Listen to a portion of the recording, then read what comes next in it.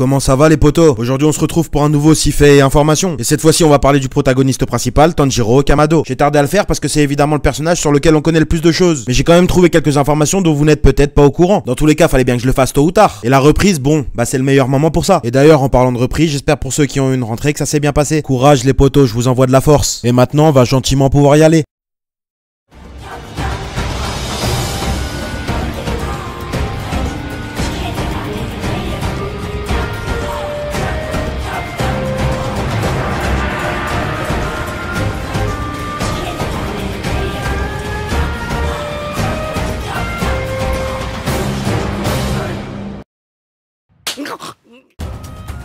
それから禰豆子が目覚めなくなって半年経つ。鱗滝さんがすぐ医者を呼んで見せてくれたけど異常はなくて。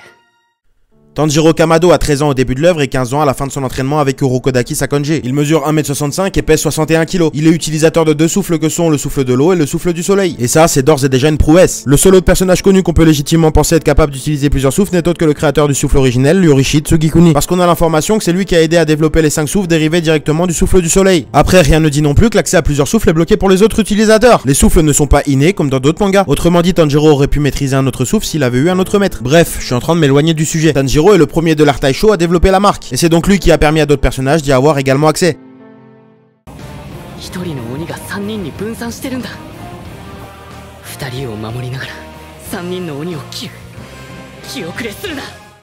On le sait tous, Tanjiro a un odorat surdéveloppé, mais au-delà d'être capable de sentir des odeurs comme le sang, il est également capable de sentir des émotions comme la peur, la tristesse ou la colère. Mais là où ça devient surhumain, c'est qu'il peut aussi sentir les matières non organiques comme le fer ou le métal. Poto, ça veut dire que pour lui, le métal rouillé, c'est autant difficile à sentir que la laine d'Inosuke. Et bien évidemment, je parle pas de son pelage, sanglier. Bon, en vrai, pouvoir sentir de la matière, ça a pas forcément d'utilité dans cet univers. Sauf s'il a envie de jouer à cache-sabre, mais bon, sinon, je vois pas quoi. Ça nous dit quand même que Tanjiro, dans une autre vie, c'était peut-être un Saint-Bernard. Ou un éléphant, parce que si tu le savais pas, c'est celui qui a l'odorat le plus développé dans le règne animal. Mais encore une fois, on s'éloigne du sujet, alors on va passer à la suite.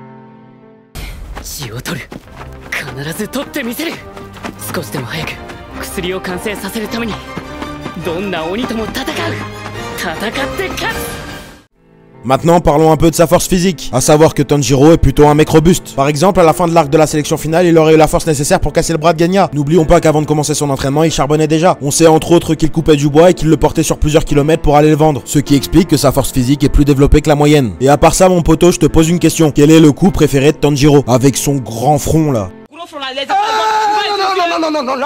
Là, tu touches à ma sensibilité. Tu touches à ma sensibilité. Tu n'es pas du tout qualifié de parler de mon gros front. Tu n'es pas qualifié du tout. Pour parler de mon gros front. Mon gros front, ça ne te regarde pas.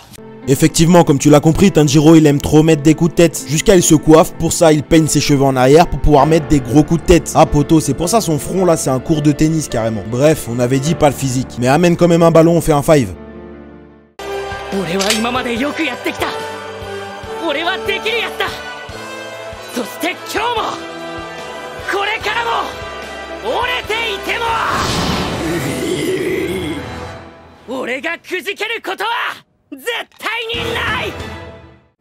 Ah oui, à ce propos, la fameuse cicatrice de Tanjiro, il l'a pas depuis sa naissance. On le sait, Tanjiro faisait tout pour ses frères et sœurs, et il assurait le rôle d'homme de la famille depuis la mort de son père. Cette cicatrice en est justement la preuve car il se l'est faite en voulant protéger l'un de ses petits frères. Le petit a fait tomber une théière bouillante, Tanjiro l'a encaissé pour le protéger. C'est pas beau ça. C'est pour ça qu'il s'est retrouvé avec du gazon brûlé sur son terrain de foot. Bon, j'avoue, je force.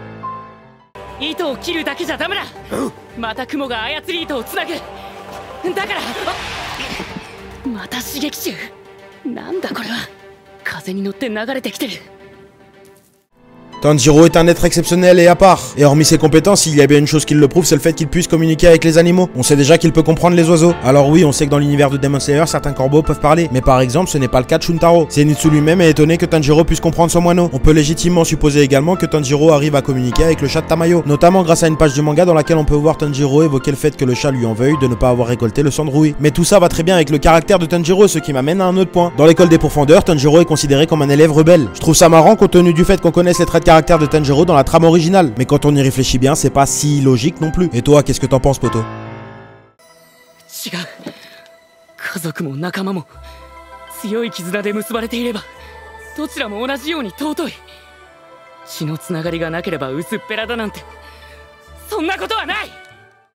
Pour cette dernière information, on va parler de ce qu'aurait pu être Tanjiro physiquement, tout simplement parce que je trouve ça intéressant que la mangaka ait mis des croquis qu'elle a écartés dans son manga. À savoir que le premier dessin de Tanjiro de la part de Gotoge le rendait plus dur et plus sombre. Il avait les cheveux plus longs et paraissait même encore plus sûr de lui. Sur conseil de l'un de ses collègues, Koyoharu Gotoge l'a redessiné de manière à ce qu'il corresponde plus au protagoniste qu'elle avait imaginé. Et personnellement, je préfère la version finale de Tanjiro. Elle a également abandonné un autre dessin dans lequel son sourire ne convenait pas avec l'émotion qu'elle voulait faire passer. Autrement dit, et pour notre plus grand bonheur, la mangaka est exigeante avec elle-même. À vous de me dire ce que vous pensez de ces premiers croquis.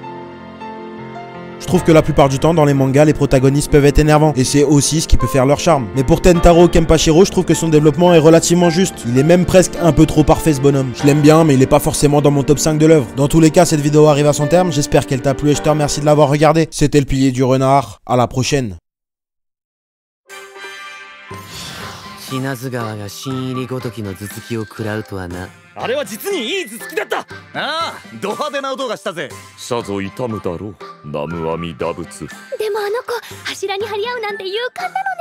好き放題言いやがって、富岡の邪魔がなきゃ買わせたに決まってんだろ。言い訳がましいな。皆さんお変わりないようで。